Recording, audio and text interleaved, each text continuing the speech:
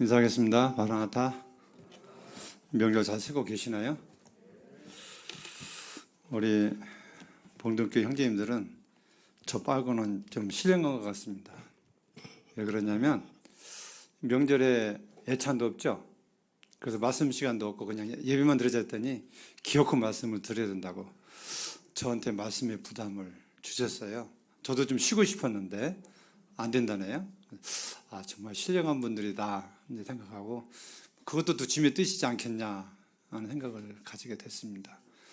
지금 많은 지역교회에서 예배를 못 드리는 모임도 있어요. 다 고향 가고 가족 찾아 가기 때문에 식구들이 없어서 유튜브로 예배 드린 지역도 있고 예배만 드린 적도 있고 또 저희처럼 예배에 말씀만 드린 적도 있고 또 애찬하는 데도 있다고 그래요.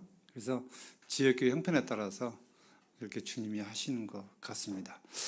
우리는 이렇게 했는데 왜 너네는 그렇게 하냐 판단이 아니라 그 형편에 따라서 그렇게 하시는 것 같습니다.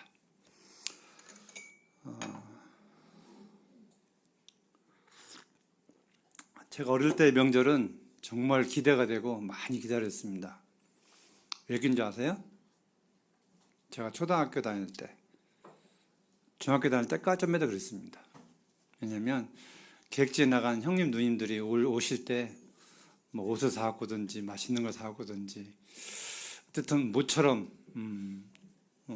오시는데 뭐 누님 형님들 봐도 죽었지만은 그 손에 뭔가를 들고 오기 때문에 기다렸던 그리고 기뻤던 생각들이 새록새록 떠오릅니다. 또 신발을 뭐 사준다를 꼭 명절 때 이렇게 한 번 사줬거든요. 근데 지금은요 명절 들어오면 어떠신가요? 우리 아이들은 좋은가요? 우리 어르신들은 어떤가요? 많이 부담스럽죠? 또 어떻게 명절을 보낼까? 근데 행복은 생각하는 것 차이래요. 그래서 어떻게 명절 보내든지 간에 내가 섬길 수 있는 것도 행복한 거고 섬기를 받는 것도 행복한 거고 모든 면에서 긍정적인 생각을 가지면 우리는 언제나 행복한 삶을 살 수 있다는 생각을 가집니다. 그리고 제가 중요한 사실 하나 알려드릴게요. 좀 밖에 해가 뜨고 있죠. 우리가 사계절이죠, 사계절. 봄에 뜨는 해, 여름에 뜨는 해, 가을에 뜨는 해, 겨울에 뜨는 해. 이 사계절 해가 다르겠어요? 틀리겠어요? 네? 네? 해는 똑같아요. 그죠? 태양은 똑같은데 봄에 뜨는 사계절에 뜨는 그 태양의 그 질이 다 다르대요. 그래서 지금 가을에 뜨는 해는 열매를 크게 하고 열매를 익게 하는 아주 소중한 해라고 그래요. 이게 과학적으로 증명됐다고 그래요. 저도 들었어요. 그래서 지금 가을에 뜨는 해는 가을의 곡식을 보면 하루하루가 달라요. 크기도 달라지고 열매도 잘 익어갑니다. 여름의 해는 반대로 연단의 해입니다. 연단의 해. 여름에 뜨거운 해가 떠져야만 되는 것이 뭐냐면 병충해가 없어져요. 여름에 뜨겁지 않으면 병충해가 엄청 달라들어서 곡식들을 해하게 만듭니다. 그래서 여름에는 뜨거운 해, 곡식들이 잘 자라고 병충해가 없도록 만드는 해가 여름해라고 그래요. 그럼 봄의 해는요? 네? 봄에는요 싹이 잘 나서 성장할 수 있도록 그런 햇빛이라고 그래요. 겨울에는요? 겨울에는 춥기 때문에 따뜻하게 해주는 그런 온기의 해라고 그래요. 그래서 우리가 태양이 한 태양이지만 계절마다 우리 느끼는 게 다 다르잖아요. 그 기분이 나가면 가을에 쬐는 해, 여름에 쬐는 해, 봄에 쬐는 해 가는 거에 틀린가요? 겨울에 그런 경험해 보셨나요? 저는 경험해 봤어요. 그러고 듣고 보니까 저도 들은 거예요. 들고 보니까 봄에, 여름에, 가을에, 겨울에 내가 받는 해 느낌이 다 똑같아 틀려요? 다 틀리더라고요. 해도 하나님이 하나의 공중에 큰 해를 만드셨지만 계절마다 그 곡식들이 또 우리 사람들이 살아가기 좋게끔 은혜 가운데 만들어진 해다. 사실 깨닫게 되고 그 해를 볼 때마다 하나님의 해를 우리에게 비추는 것도 계획적으로 세밀하게 그렇게 하셔서 하는 것이구나 그걸 알고 나니까 더 감사가 되는 거예요. 그래서 성도들이 해를 볼 때에 그런 생각을 가지면서 하나님 앞에 감사하는 그런 해가 되면 참 좋겠습니다. 우리 오늘 말씀 고린도전서 10장 말씀을 좀 보겠습니다.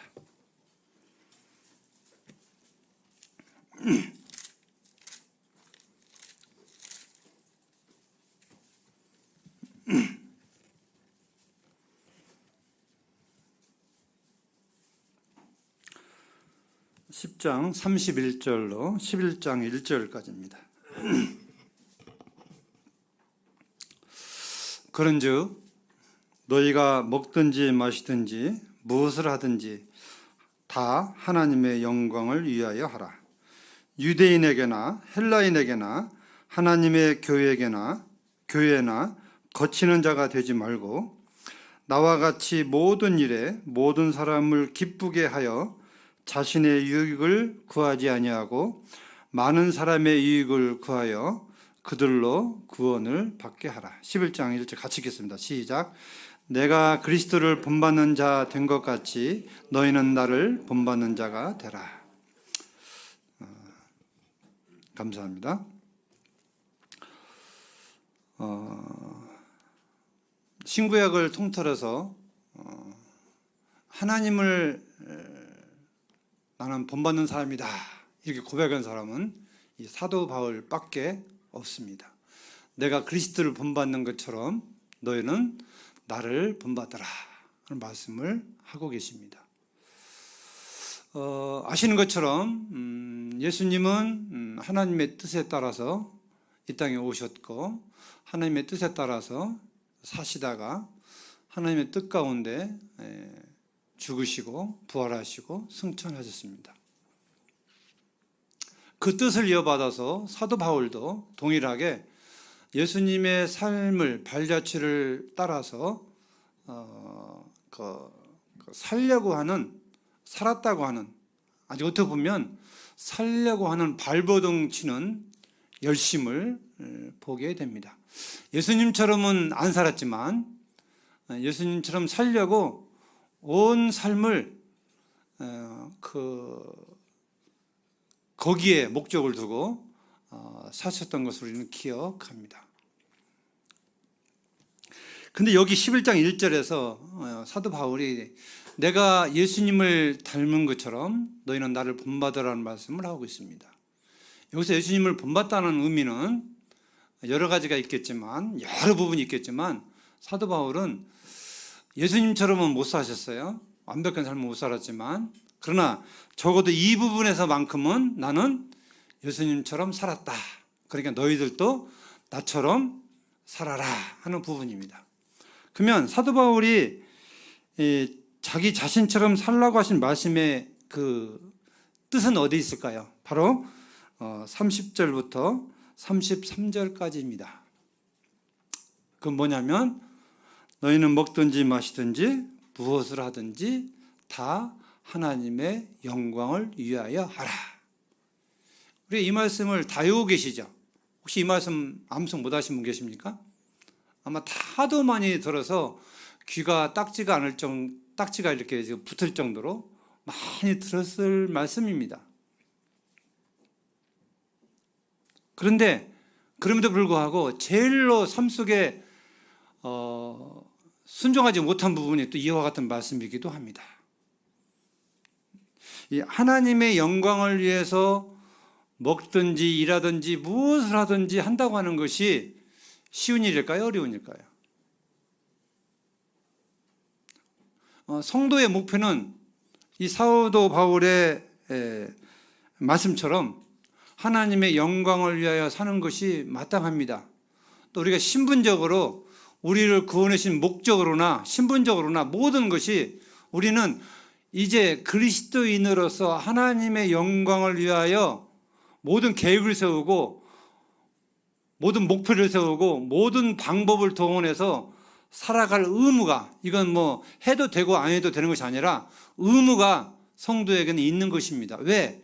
구원의 목적이 거기에 있기 때문에 그렇습니다. 구원의 목적이 제가 종종 말씀드리지만 지옥에서 천국이 구원의 목적이 아니라 우리가 하나님의 영광을 위하여 살아가도록 하시기 위해서 우리를 구원해 주셨기 때문에 그렇게 해야만 되는 것입니다. 우리가 구원받기 이전에는 누굴 위해 살았어요? 누굴 위해서? 누굴 위해서?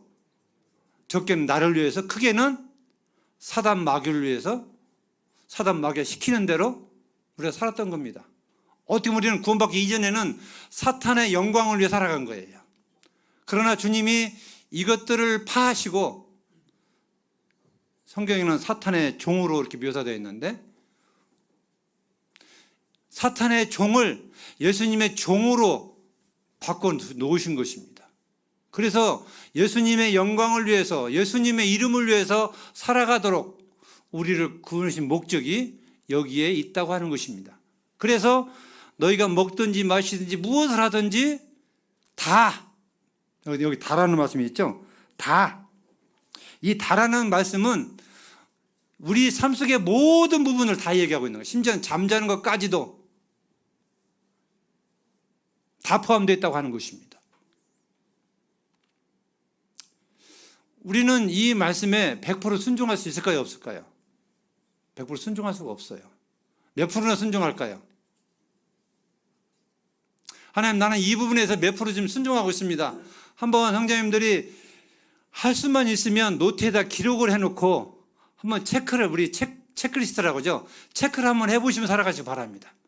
내가 잠자는 것도 지금 하나님의 영광을 살아갔는지, 내가 먹는 것도 하나님의 영광을 먹는지, 내가 무엇을 위해서 지금 계획 세우고 무엇을 하는 건지 한번 체크리스트를 쭉쭉 해가면서 해보시면 아마 다는 아닐지라도 조금은 알 수가 있을 거예요.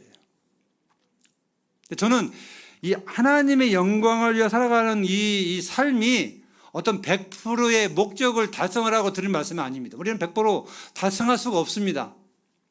하나님 우리에게 가장 귀하게 보시는 것은 얼마만큼 사도 바울처럼 열심을 내느냐, 생각하고 있느냐, 목적을 거기에 두고 있느냐, 세상 말로 얼마나 발버둥 치고 있느냐 하는 데에 하나님은 거기에 포인트를 두십니다. 우리 연약하면 하나님 다 아세요. 이미 우리 하나님은 나를 잘 아시기 때문에 100%잘 아시기 때문에 내가 하나님의 영광을 위하여 새로 창조되었고 새로 지음을 받았지만 이미 100% 못할 것을 하나님 아세요.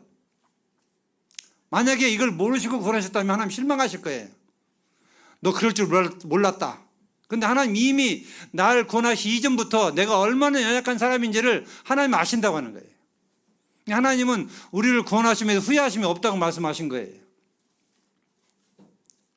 그런 문제는 뭐냐면 우리가 얼마만큼 하나님 앞에 그러한 삶을 보여드리느냐, 여기에 우리의 포인트가 있는 것입니다. 하나님의 눈은 이 우주에 보이지 않는 부분들이 없습니다. 다 보고 계십니다.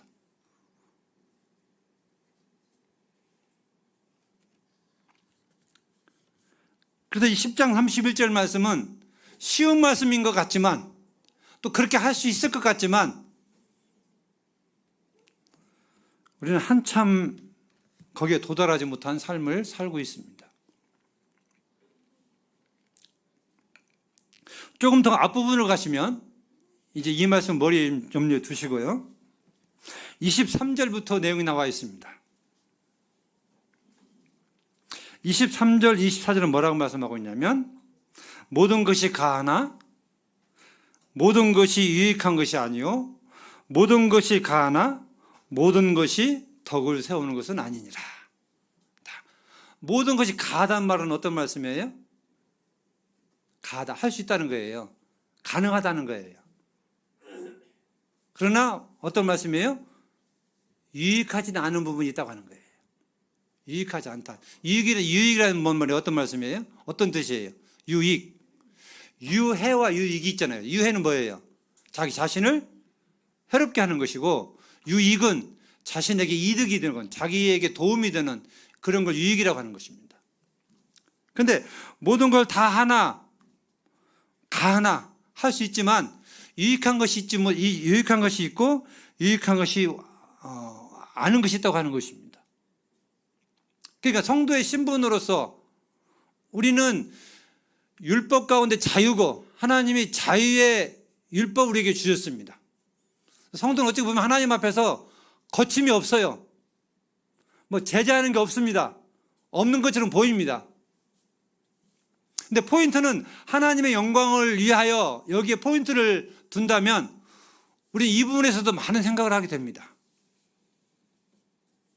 자, 술 먹는 거, 담배 피우는 거, 이거 되나요, 안 되나요? 특히 술 먹는 거, 되나요, 안 되나요? 자유함 있나요, 없나요? 성도에게 자유함 주어졌나요, 안 주어졌나요? 예? 자유함 주어졌어요. 먹어도 되고, 안 먹어도 돼요. 근데 중요한 건 뭐냐면, 이 술이 나한테 유익하냐, 유익하지 못하느냐, 달려있는 것입니다. 여름에 더울 때, 정말 목마를 때, 옛날에 구원받기 전에 맥주 좋아하시는 분들 한 잔 싹 키면 그냥 속이 시원한 이런 것들 한번 느끼시는 분들이 있을 거예요. 저는 안 먹어봐도 모르겠는데 그런 게 있대요. 그러면 생각이 나요. 안 나겠습니까? 그러면 내가 목이 칼칼대 이거 한 잔 마시는 거 문제 돼야 안 돼요? 예? 문제일 수도 있고 안 문제일 수도 있어요. 혼자 마시면 문제가 안 돼요. 근데 그리스도라 가면서 이방인들 앞에서 내 맥주를 마신다? 어떻게 생각할까요? 저 사람은 한번 찍히는 가짜다. 이 세상 사람들도요, 야, 하나님 믿어도 한 잔 정도 괜찮아. 안 취하면 돼. 이렇게 말은 하지만 그 마음속에는 그렇지 않아요. 꼬투리를 잡으려고 하거든요. 술 마시는 건 내가 자유가 있어요. 어떤 분들은 약으로도 먹을 수도 있어요. 집에서 조용하게.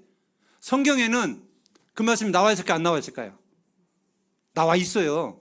디모데 전서 한번 볼까요? 근데 또 술핑이 약핑이라고 술 마시면 안 됩니다.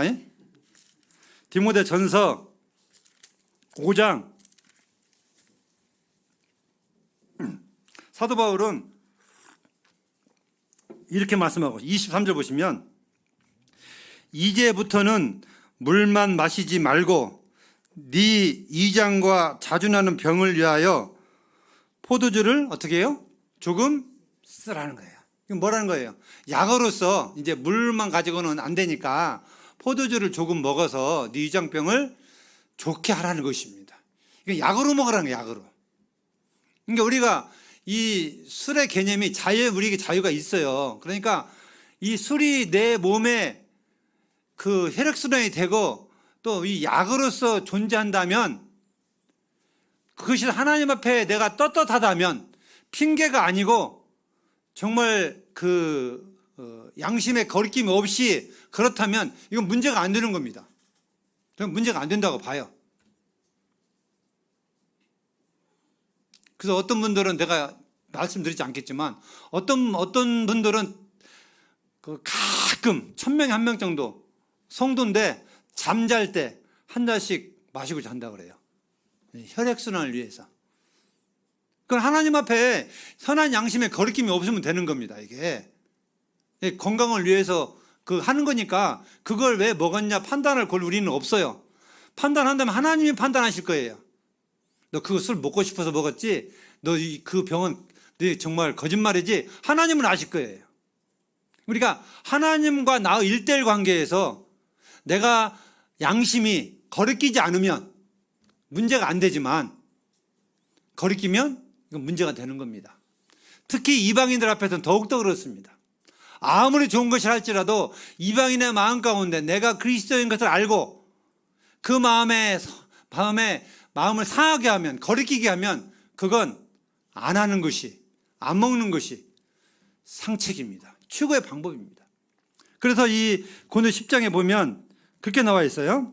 그 뒤에 24절 보시면 누구든지 자기의 유익을 구하지 말고 남의 유익을 구하라. 그러면서 무릇 시장에서 파는 것을 양심을 위하여 묻지 말고 먹으라. 이는 땅과 거기 충만한 것이 주의 것임이니라. 시장에 파는 것은 양심을 위하여 묻지 말고 먹으래요. 물어보면 어떻게 듣는 거예요? 벌써 이거 먹어도 돼요? 이게 물어보면 양심에 거리낌이 온다고 하는 거예요. 이게 문제가 있으니까 물어본다고 하는 거예요. 그러나 묻지 않고 먹는다고 하는 것은 양심에 거리낌이 없다고 하는 것이거든요. 그럼에도 불구하고 또 여기 28절에 보시면 누가 너희에게 이것이 재물이라 말하거든 알게 한 자와 그 양심을 위하여 뭐라고요? 먹지 말라.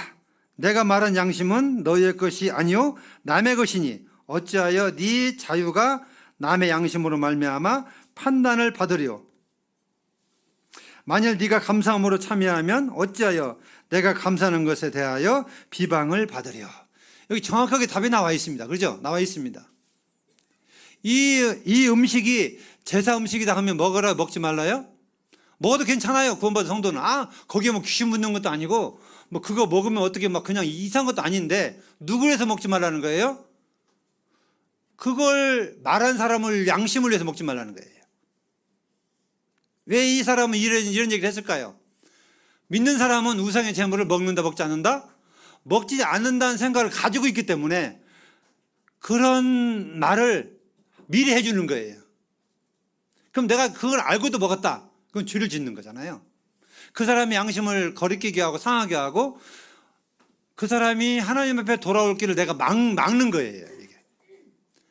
그러니까 그것을 위해서 그 사람을 위해서 먹지 말라는 거예요. 그렇게 말씀하시면서 구원받은 성도들이 가진 양심은 누구 거라고요? 내 거라고요? 내 거라고요? 내 것이 아니라고 하는 것입니다. 남의 것이라고 하는 거예요. 타인의 것이라고 하는 거예요. 그러니까 우리가 이 하나님의 영광을 위해 살아가는 것이 쉬운 것 같지만 우리는 대부분 기준이 내 양심, 내 기준, 내 유익 이런 것들이 문제가 안 되면 해요. 근데 성경은 한 차원 더 높여서 네 양심은 네 것이 아니다. 우리는 구원받은 이후에 우리의 양심은 누구 거예요? 하나님 거예요.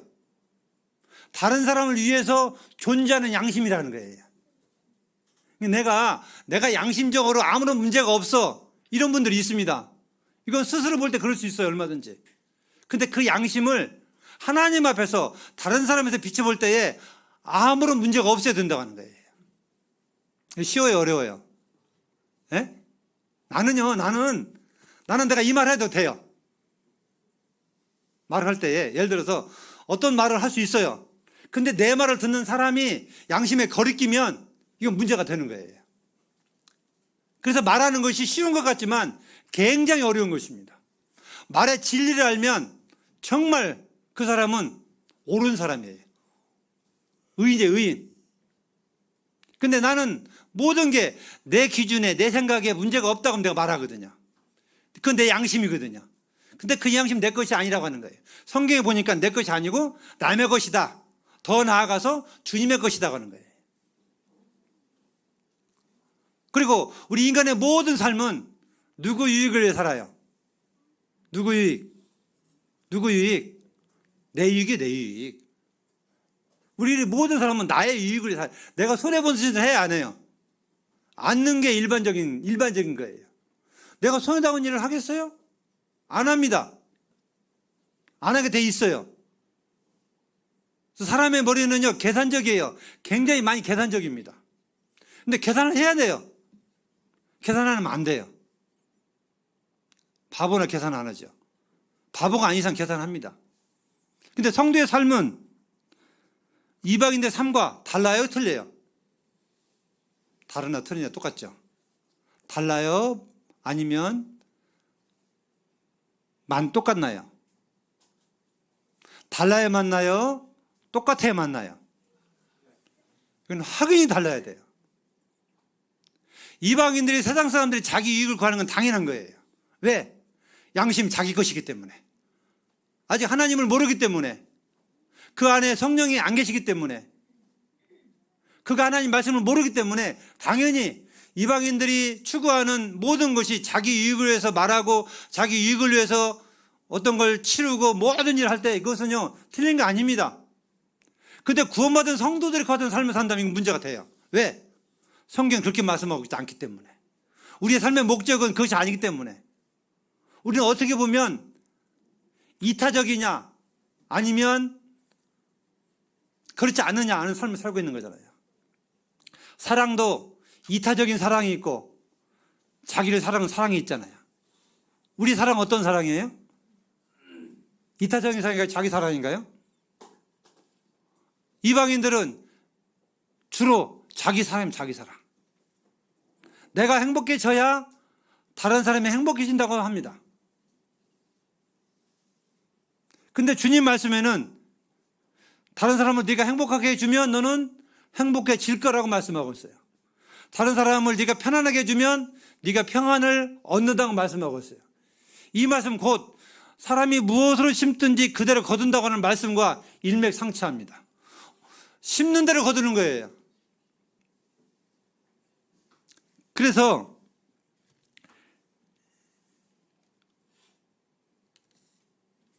우리는 이 땅에 살아가면서 나는 정말 어떻게 사는지, 내가 누구의 유익을 위해 사는 것인지, 이제는 가하다 가하지 않다가 아니라 이게 덕이 되냐 덕이 안 되냐, 우리는 그런 차원에서 살고 있는 거잖아요. 네? 가하긴 가하지만 덕이 안 된다면 이건 아닌 거예요. 말씀으로는 가능하지만 덕이 안 된다면 어떻게 보면 덕은 법 위에 있는 것입니다.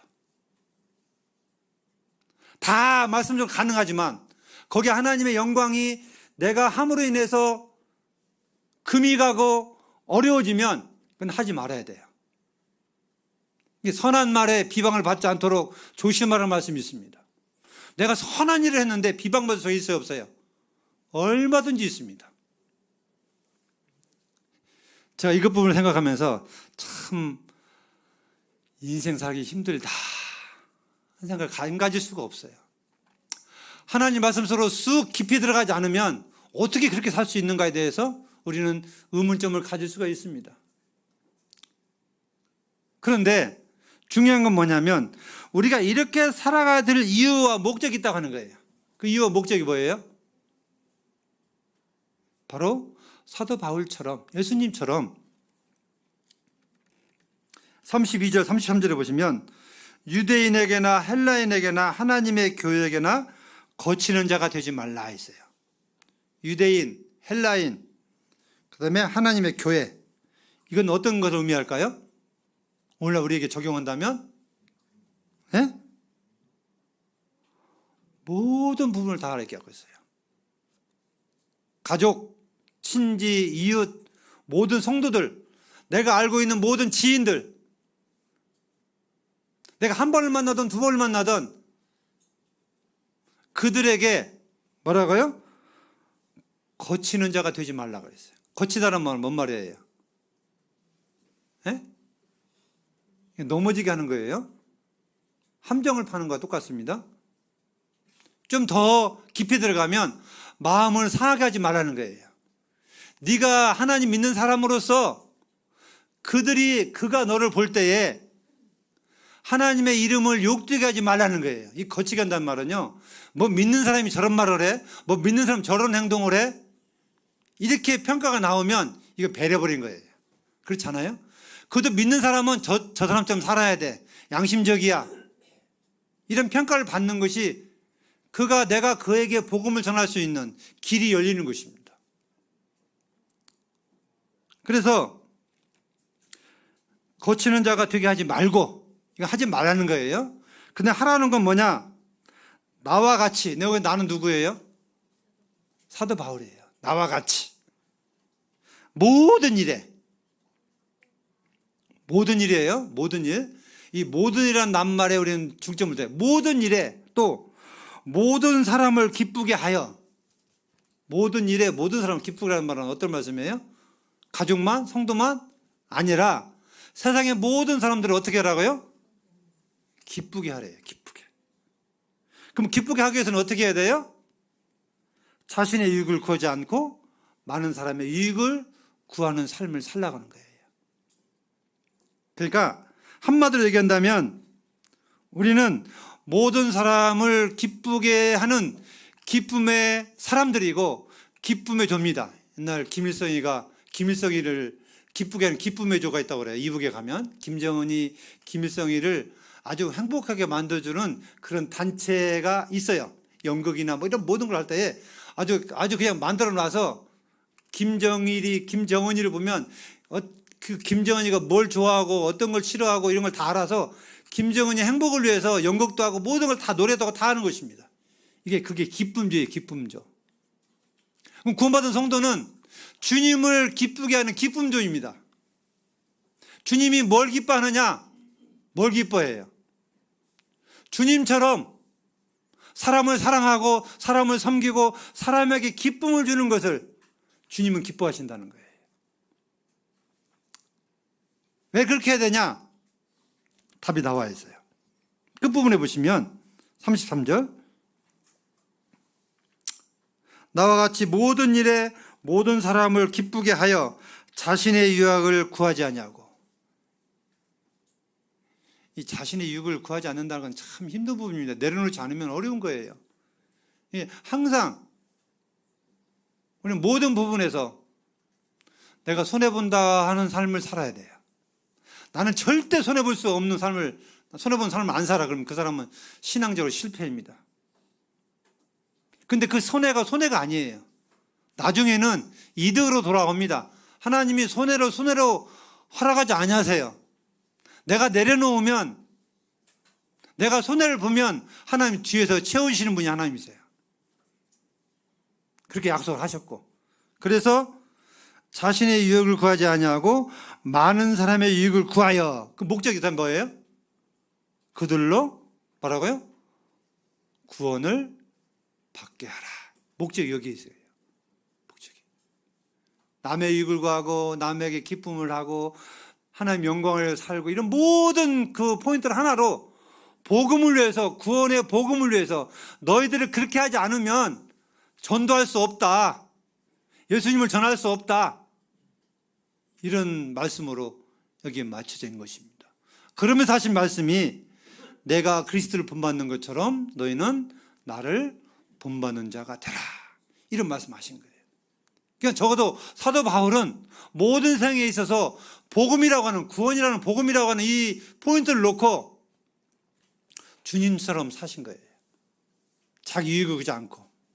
때로는 일을 해가면서 복음도 전하고 말씀도 전하고, 때로는 매를 맞아가면서 모든 것이 복음을 위해서, 전도를 위해서 거기다 포인트를 두고 그렇게 사셨던 것입니다. 사도 바울이 이 말을 고백하기에 있어서 주님 앞에서 부끄러움이 없는 고백을 하신 것 같아요. 내가 주님을 본받은 것처럼. 주님 이 땅에 왜 오셨어요? 천국의 복음을 전하기 위해서 왔습니다. 많은 죄인들을 하나님의 나라로, 하나님의 자녀로 삼아 주시기 위해서 주님이 중간 다리 역할로 주님이 오신 것입니다.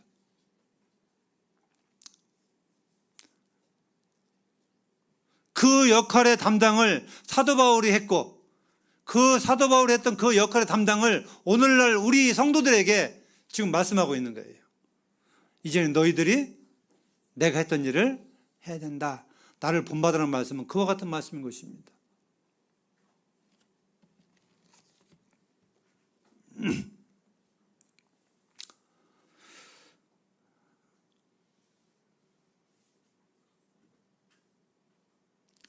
이와 같은 말씀을 좀 묵상을 하면서 제 삶도 좀 정리가 됐습니다. 그래서 정말 내가 살아가는 목적이 뭐냐, 이유가 뭐냐. 저도 굉장히 욕심쟁이거든요. 욕심이 많아요. 더군다나 제가 사업을 하다 보니까 그래서 무엇을 하면 얼마가 남다는 걸 알잖아요. 그러면 사업을 하는 사람은 어떻게 해야 돼요? 소비자한테 한 푼이라도 더 이렇게 하기 위해서, 공무원들은 그걸 몰라요. 근데 사업하는 사람들은 어쨌든 간에 한 푼이라도 더 남기기 위해서 하는 게 사업이에요. 그럼 범죄는 아닙니다. 죄는 아니에요. 근데 반면적으로 소비자는 한 푼이라도 덜 주고 사는 게 그들은 또 그들의 나름대로 유익인 거예요. 근데 그것 때문에 흥정을 하는 것이잖아요. 그죠? 제가 사람을 겪어보니까 별 사람들이 다 있어요. 어떻게든지 깎으려고 하는 사람들이 있어요. 그냥 만 원에다가 막 그냥 몇백만 원인데 만 원에다가 막 깎아달라고 하는 거예요. 만 원. 기분이니까 막 깎아달라고 하면 더 안 깎아주고 싶어요. 내 마음이 그래요. 깎아달라면 인심도 팍 깎아주면 좋겠는데 사람 마음인지라 그런 마음이 있어요. 근데 또 돌이켜보면 한 번 만나고 안 만날 사람들이 아니거든요. 지금은 이 단가 형성이 거의 보편적으로 다 이렇게 알려져 가지고 이 사람이 나한테 많이 받았는지 적게 받았는지 아니면 그냥 평균적으로 받았는지 조금만 그 인터넷 들어가서 쳐보면 그냥 다 나와요. 훤히 다 보여요. 그렇기 때문에 정말 하나님 앞에 양심적으로 하지 않으면 사업을 지금 할 수가 없어요. 더 중요한 건 뭐냐면 제가 이제 느끼는 거예요.